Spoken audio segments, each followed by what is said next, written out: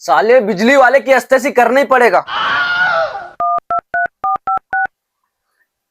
क्यों रे लाइनमैन, जब जब मैं कूलर चालू करके सो रहा हूँ तब तब तू बिजली काट रहा है। तुम्हारे मोहल्ले का ट्रांसफार्मर का काम चालू है, इसलिए बार बार लाइट गोल हो रही है। अरे तो ट्रांसफार्मर का काम चालू है तो क्या करें हम? रात के 10 बजे, 11 बजे, 12 बजे हर टाइम तो तू बिजली काट रहा है, तो बिजली कब देगा तू?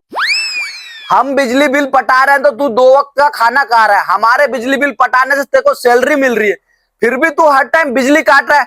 अब बहुत हो गया तेरा, तू आ जा और हमारे यहाँ का पूरा कनेक्शन काट के ले जा।